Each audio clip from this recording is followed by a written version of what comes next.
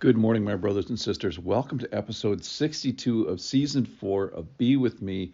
We are going to run through the life of one of my favorite people in the Bible who's not Jesus. I'm going to title this The Patron Saint of Scardy-cats.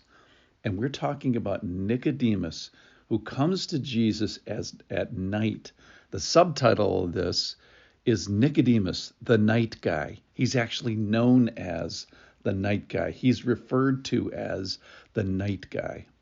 Now, what happens to Nicodemus, you can't believe it. Us old Christian fuddy-duds, we have to look at this with new eyes. Jesus says some stuff to Nicodemus that just never had been heard before. The gospel had never been given. He gives these absolute treasures to this guy.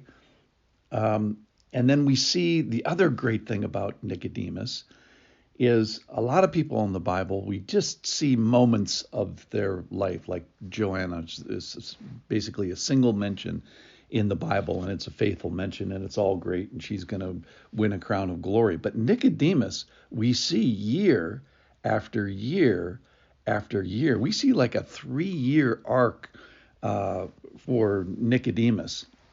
And he starts with sort of the grand we, and then goes to a personal knowledge, and then a personal belief, and then behavior. And we get to see it all in the arc of his Christian life. It's very, very unique. In fact, I was thinking about this today, as we know more about just talking about the spiritual real estate, how much area of the Bible is dedicated to particular individuals who aren't Jesus. We know more about Nicodemus and his spiritual walk, his spiritual conversion during Jesus' lifetime than we do about most of the disciples. So he's a very important people. God puts him in the Bible for a reason. And let's explore this. So here it is. This is from John chapter 3, very famous. I'm going to say one of the very famous things that happens to him. John chapter 3, verse 1. Now there was a man of the Pharisees named Nicodemus, a ruler of the Jews. So he's in the Sanhedrin probably. Verse 2. This man came to Jesus by night and said to him, Rabbi, we know that you are a teacher come from God, for no one can do these signs that you do unless God is with him. So he's somehow moved and disturbed by the signs. Verse 3, Jesus answered him, Truly, truly, I say to you, unless one is born again, he cannot see the kingdom of God. And Nicodemus said to him, How can a man be born when he is old? Can he enter a second time into his mother womb and be born?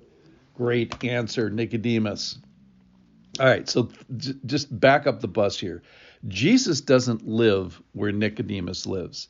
Nicodemus lives in Jerusalem. Jesus lives 80 miles away. However, he comes to celebrate at least some of the feasts into Jerusalem. So he comes down to Jerusalem here. This is probably the first Passover that Jesus attends in his public ministry. So let's say there are 3 of them or so. Don't exactly know that, I think.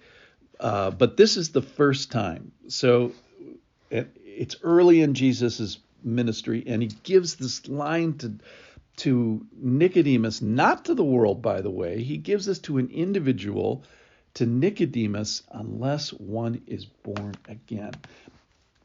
So famous, it's almost trite. We have to hear this through new spiritual ears that apparently Nicodemus had. So we find him coming at night. We find him curious and mentioning, hey, you've done some signs, and I noticed. I was disturbed by them. So we call this podcast Biblical Wonder. So he starts with maybe wonder, and then he gets sort of disturbed enough to actually come to Jesus.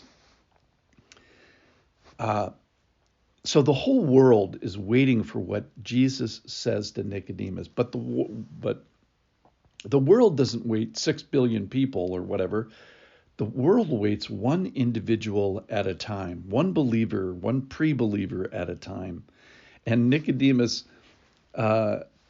almost says that. He says, we know that, it's like the whole world is coming. No, no, no. And then we see personal belief and personal behavior of great courage that Nicodemus will eventually pull off. So we have to remember that Nicodemus is a real person. He's really afraid. He really comes. He has real political problems, as we'll see in John chapter 7. He has a lot to think about it. We need to think about this for his first time because he thinks about it for a first time. He has these questions and curiosity and gets to pursue God. So he eventually gets gobsmacked and God-smacked by this. So let's talk about nighttime. Why would he come at night? Because he's afraid. That's why. John chapter 12, verse 43 says, nevertheless, many of the authorities believed in him, but for the fear of the Pharisees, they did not confess it, so they would not be put out of the synagogue. So maybe he's like that. He's afraid or prideful, and he has this secret exploration of Jesus, which welcome to the Gospels.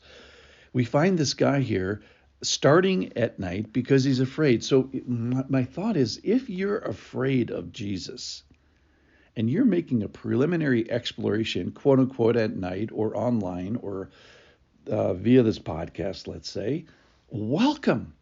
You have the patron saint of Scardy-cats right here. And I just love this, that after Jesus is crucified, we find that Nicodemus is faithful all the way to the end. But this is the hilarious part. So they're taking Jesus down off the cross.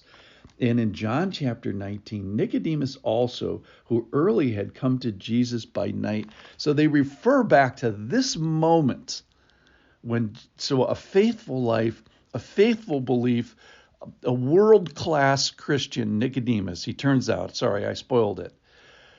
But we find him referred to as, hey, you're the night guy. You're the guy that came to Jesus at night. You were the guy that was afraid of Jesus. And then we find him doing some very, very brave things. So if you're that guy or that girl who comes today as a Scardy-cat, welcome to the club.